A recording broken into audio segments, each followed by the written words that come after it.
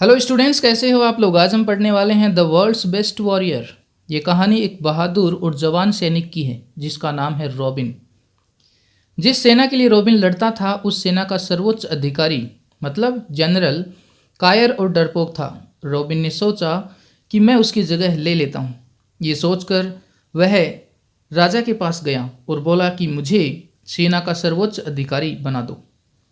राजा ने कहा कि रॉबिन, अभी तुम्हें बहुत कुछ सीखना बाकी है, अभी तुम सर्वोच्च अधिकारी नहीं बन सकते। रॉबिन को गुस्सा आया। वह गुस्से में ही महल से बाहर निकल गया और उसने दृढ़ संकल्प कर लिया कि वह सब कुछ सीखेगा जो भी इस दुनिया में है सीखने के लिए। वह अपनी टेक्निक्स को बेहतर बनाने के लिए सभी तरह के विद्यालयों और विश्वविद्यालयों में गया, लेकिन जो भी उसको सिखाया जाता वह उसको पहले से ही आता था। एक दिन वह एक खास स्कूल में गया जो कि एक बहुत बड़े पहाड़ के ऊपर एक किले में था। बहुत कम स्टूडेंट्स को वहाँ ट्रेनिंग मिलती थी, हर किसी को नहीं मिलती थी। लेकिन रॉबिन एक सैनिक था और वहाँ जब रॉबिन वहाँ पर पहुँचा तो उसको पता चला कि उसकी सेना का सर्वोच्च अधिकारी भी यहीं ट्रेनिंग करके गया है। इस स्कूल में रॉबिन को 3 चीज़ें सिखाई गई। पहला, धैर्य रखना। दूसरा, अपनी बोली से, अपनी बात से सभी को राजी करना। और तीसरा, हमेशा शांति बनाए रखना। जिसके पास ये 3 हथियार हैं, धैर्य, बात करने का तरीका और शांति बनाए रखना, वह किसी भी जंग को आराम से जीत सकता है। ये सब सीखकर रॉबिन राजा के पास जाता है और अपनी नासमझी के लिए माफ़ी मांगता है। लेकिन राजा उससे खुश होता है और उसको सेना का सर्वोच्च अधिकारी मतलब जनरल बना देता है। ये थी इस चैप्टर की समरी। अब हम पढ़ेंगे इस चैप्टर को line by line. Robin was a brave young man, an expert swordsman. Robin एक बहादुर और एक जवान आदमी था और वह तलवार चलाने में माहिर था। And he dreamed of becoming the best fighter in the world. और वह दुनिया में सबसे अच्छा फाइटर बनने का सपना लेता था। उसका सपना था कि वह सबसे अच्छा फाइटर बने। He hoped to become head of the army one day. उसने सोचा कि एक दिन मैं आर्मी का हेड बन जाऊंगा। So he could replace the cowardly old general. ताकि वह कायर बूढ़े जनरल को रिप्लेस कर सके, उसकी जगह ले सके। Who was currently in charge, जो कि फिलहाल इंचार्ज था, प्रभारी था। The king liked Robin. The king liked Robin. जो राजा था वह भी रॉबिन को पसंद करता था। But when robin told him about his ambition, लेकिन जब रॉबिन ने अपनी महत्वाकांक्षा, अपनी इच्छा, जनरल बनने की इच्छा राजा को बताई, the king looked a bit shocked. राजा थोड़ा सा अचंभित हो गया। एंड सेड, और कहा, योर डिजायर इज सिंसियर। तुम्हारी जो इच्छा है वो वास्तविक है, होनी ही चाहिए। बट आई एम एफ्रेड का मतलब I am sorry, it can't happened right now. लेकिन फिलहाल इसी वक्त ये नहीं हो सकता। तुम सेना के सर्वोच्च अधिकारी नहीं बन सकते। You still have much to learn. अभी तुम्हें सीखने के लिए बहुत कुछ बाकी है। That was the worst thing that could have happen to Robin. ये सबसे बुरी चीज थी जो रॉबिन के साथ अब तक हुई थी या हो सकती थी। हु बिकेम सो फ्यूरियस, जो बहुत ज़्यादा गुस्से में आ गया। That he stormed out of the palace, और वह गुस्से में उस महल से बाहर निकल गया। डिटरमिन्ड का मतलब दृढ़ संकल्प कर लेना। To learn all there was to know about fighting wars. युद्ध लड़ने के लिए, लड़ाई लड़ने के लिए जो भी सीखने के लिए था वो सब कुछ सीखने का उसने दृढ़ संकल्प कर लिया। He went to all kinds of school and colleges, improving his technique and his strength. वह सभी तरह के विद्यालयों और विश्वविद्यालयों में गया ताकि वह अपनी टेक्निक को और अपनी ताकत को बेहतर बना सके। But without really learning any new secrets. लेकिन उसने कुछ नए रहस्य नहीं सीखे। जो भी उसको बताया जाता वह उसको पहले से ही आता था। One day he went to a very special school. एक दिन वह बहुत खास स्कूल में गया। A huge grey fortress, fortress का मतलब fort, Qila. On the top of A grey mountain, एक भूरे रंग की माउंटेन के ऊपर, पहाड़ के ऊपर एक बहुत बड़ा किला था, उसमें वह स्कूल थी। He had heard it was the best military school in the world. उसने सुन रखा था कि यह इस दुनिया की सबसे अच्छी मिलिट्री स्कूल है. And only very few students were allowed to train there. और बहुत कम स्टूडेंट्स को वहाँ ट्रेनिंग की इजाज़त होती थी. ऑन हिज वे, जब वह स्कूल जा रहा था उस रास्ते पर, ही लर्न, उसको पता चला that the old general had studied there, कि जो जनरल है उसका जो सर्वोच्च सेना का सर्वोच्च अधिकारी है वह भी यहाँ पर पढ़ चुका है. एंड रॉबिन प्रोसीडेड, और रॉबिन आगे बढ़ा. एवर मोर डिटर्मिंड, अब इससे वह और ज़्यादा दृढ़ संकल्प उसने कर लिया. To be accepted in to the school, ताकि वह स्कूल में एक्सेप्ट हो जाए. Before entering the fortress he was made to hand in all his weapons. उस किले में प्रवेश से पहले उसको कहा गया कि आपको जितने भी आपके वेपन्स हैं उनको हैंड इन करना पड़ेगा, देना पड़ेगा. You won't be needing those any more, here you will be getting better ones, said the guard. जो गेट के ऊपर गार्ड था उसने कहा कि तुम्हें इन सब हथियारों की ज़रूरत नहीं पड़ेगी, तुम्हें इनसे भी अच्छे हथियार अंदर मिलेंगे. Robin was impressed, Robin impress हो गया. And it handed his weapons to a little grey man who immediately threw them into a pit. उसने उनको हथियारों को लेते ही एक पिट के अंदर, एक गड्ढे के अंदर फेंक दिया. One of the instructors, a serious old man of few words, a man of few words का मतलब कम बोलने वाला आदमी, accompanied, साथ साथ गया, रॉबिन के साथ साथ गया to his room, उसके कमरे तक. अब गेट से रॉबिन को उसके कमरे तक ले जाया गया एक सीरियस ओल्ड मैन के द्वारा. As he left, the old man said, जाते जाते उस ओल्ड मैन ने कहा, In 100 days the training will start. 100 दिनों के बाद में आपकी ट्रेनिंग शुरू होगी. 100 days? At first, Robin thought this was a joke. शुरुआत में रॉबिन ने सोचा कि ये आदमी मजाक कर रहा है. But he soon realized, लेकिन धीरे धीरे कुछ ही समय में उसको महसूस हुआ, the man had been serious, कि वह आदमी सीरियस था, गंभीर था, मजाक नहीं कर रहा था. On the 101st day the first lesson began. 101वें दिन पहला लेसन शुरू हुआ. You have already learned how to use your main weapon, patience, began the wise old teacher. जो बुद्धिमान बूढ़ा टीचर था उसने शुरू किया और उसने कहा कि आपका जो सबसे प्रमुख हथियार है पेशेंस, धैर्य, उसको काम में लेना आपने सीख लिया है. Robin could hardly believe it. Robin को मुश्किल से विश्वास हुआ कि पेशेंस, धैर्य भी एक हथियार होता है, वेपन होता है. एंड ही लेट आउट ए चकल, और उसके मुंह से एक हंसी निकल गई. उसने मुंह बंद करके वह हंसा, क्योंकि उसको विश्वास से नहीं था कि पेशेंस भी कोई वेपन हो सकता है. उसको लगता था कि जो तलवार हैं या फिर जो उसके आर्मर हैं सिर्फ वो ही वेपन्स हो सकते हैं. एवरीथिंग वेंट ऑफ वेल, सब कुछ अच्छा जा रहा था. Till he found himself tied hand and foot to a chair. सब कुछ अच्छा चल रहा था जब तक कि उसने अपने आप को एक जगह हाथ और पैर बांधे हुए नहीं पाया. A chair standing on the top of A small pedestal. एक छोटे से मंच के ऊपर एक चेयर रखी हुई थी और उसके ऊपर उसको बिठाया हुआ था, उसके हाथ पैर बांधे हुए थे. With dozens of villagers climbing up to try to give him a good wake. और दर्जनों ग्रामीण वहाँ पर थे, ऊपर चढ़ रहे थे और उसको ज़ोर ज़ोर से मार रहे थे. He had little time to act. उसके पास एक्ट करने का बहुत कम समय था. And the ropes were tight. और जो रस्सियाँ थी वो टाइट थी. He couldn't get out of this one. और वह इस मुश्किल से बाहर नहीं निकल सका. When the villagers climbed on the pedestal, जब ग्रामीण उस पेडिस्टल के ऊपर, मंच के ऊपर चढ़ते, they set to work, वे काम पे लग जाते, giving him a good beating, और उसको अच्छे तरीके से पीटते. The very same exercise was repeated for days, कई दिनों तक ऐसा ही चलता रहा. Robin knew he would have to try some new tactics. अब उसको पता चला कि उसको नई रणनीति अपनानी पड़ेगी. टैक्टिक्स का मतलब रणनीति, युद्ध लड़ने की योजना. He tried and failed many times, उसने कई बार कोशिश की लेकिन बहुत बार वह फेल हो गया।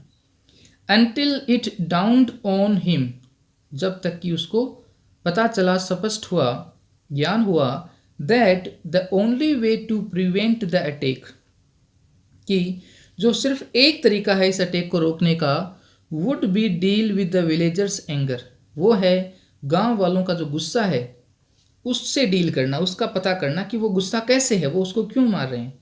इन द फॉलोइंग डेज, और आगे आने वाले दिनों में, he kept talking to them, और वह गांव वालों से बात करता रहा, until he managed to convince them, जब तक कि उसने सबको कन्विंस नहीं कर लिया, मना नहीं लिया, राजी नहीं कर लिया, that he was not threat to him, और उसने गांव वालों को, रॉबिन ने गांव वालों को कहा कि मुझसे आपको कोई खतरा नहीं है, इसलिए आप मुझे मत मारो, बल्कि ए फ्रेंड, जबकि मैं तो आपका एक ही दोस्त हूं, एनिमी नहीं हूं। In the and he was so persuasive that he gave up the hostility by themselves, अंत में रॉबिन इतना ज़्यादा परसुएसिव हो गया, इतना ज़्यादा राजी करने वाला बन गया कि सारे ग्रामीण उसके दोस्त बन गए, और उसकी जो हॉस्टिलिटी थी, शत्रुता थी, उसको गिव अप कर दिया, छोड़ दिया। And such a friendship developed that they offered to avenge का मतलब बदला लेना, रॉबिन बाय टर्निंग ऑन का मतलब शत्रु बन जाना, दैट टीचर, कि उस टीचर का शत्रु बन के वो रॉबिन का बदला लेने के लिए उन्होंने ऑफर किया। गांव वालों ने कहा कि रॉबिन, अगर तुम चाहो हम तुम्हारे दोस्त बन जाते हैं, और जिस टीचर ने हमको बोला था कि ये तुम्हारा शत्रु है, हम उसके शत्रु बन जाएंगे और उसका बदला लेंगे। इट वॉज ए डे 202, 202वां दिन था जब उसने अपने दूसरे हथियार के ऊपर काबू पा लिया था, जो था अपनी वाणी के ऊपर कंट्रोल करना, लोगों को राजी करने की ताकत।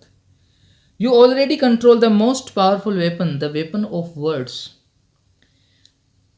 That which you couldn't achieve with strength और sword, you managed with your tongue, said the old man. अब उनके टीचर ने कहा कि आपने दूसरी ताकत को पा लिया है, दूसरे हथियार को आपने पा लिया है, जो है शब्दों की ताकत, शब्दों का वेपन, और इससे आप वो अचीव कर सकते हो जो आप अपनी ताकत से और अपनी तलवार से अचीव नहीं कर सकते हो।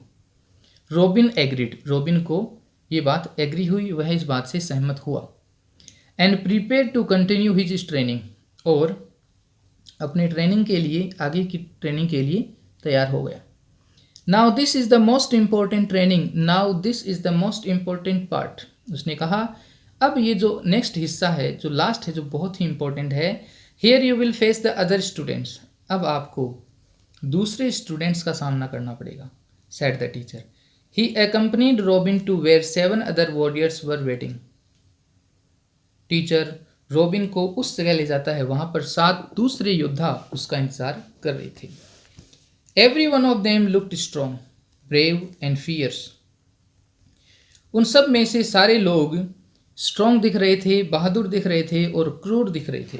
नॉट ओनली दैट, इतना ही नहीं, but in each one you could detect hints of the wisdom gained in the first 2 lessons, इतना ही नहीं कि वो स्ट्रॉन्ग थे, ब्रेव थे, फियर्स थे, जबकि उनके अंदर पेशेंस और बातों की शक्ति, जो 2 शक्तियाँ उन्होंने सीखी थी, वो भी साफ साफ डिटेक्ट हो रही थी, पता चल रही थी कि इनको पता है कि धैर्य क्या होता है और बातों से कैसे लोगों को परसुएड करना है, कन्विंस करना है, राजी करना है, वो भी उनको पता था।